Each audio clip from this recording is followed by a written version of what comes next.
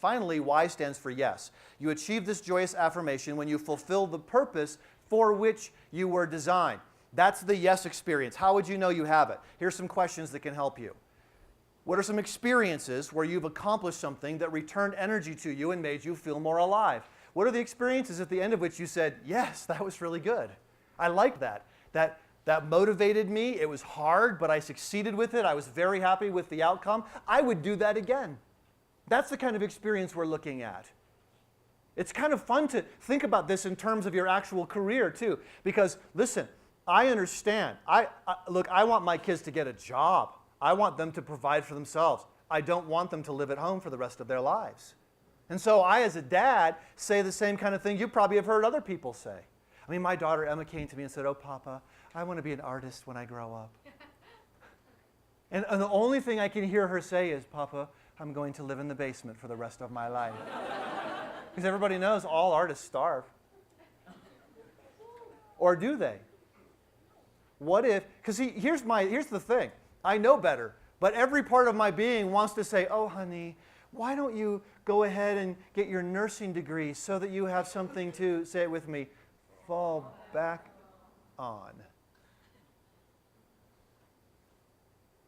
But why would I encourage my daughter to spend $100,000 and 5 crucial years of her life pursuing her fallback position? What could she do with that amount of time and that amount of money to pursue the thing that God actually designed her to do? Do you see where I'm going with this? It's a very different way of thinking. Most people in society have never thought this way.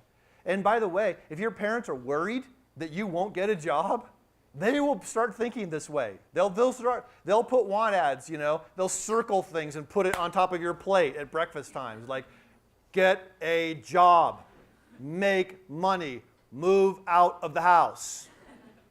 You see, but they want to know that you actually have the initiative to provide for yourself. What I'm saying to you is, what if you could ask God, would you show me how this design that you've given to me could also be a means of provision for me and for my family?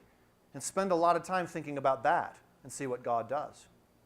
I know of an artist who found that he could, instead of making paintings that might or might not sell, he would go to clients who he guaranteed would be happy with their work because they were building multi-million-dollar homes and they wanted frescoed ceilings. They wanted their children's rooms to be painted with scenes from, Lion King and all these kinds of things. And so he's the one who could do all these paintings. He charged a lot of money for it because he was very good at it and he was very much in demand. So he became I'll put it this way. He earned a very comfortable salary as an artist, working in air-conditioned comfort inside multi-million-dollar homes with people who were absolutely delighted with his work. What a glorious thing for an artist to be.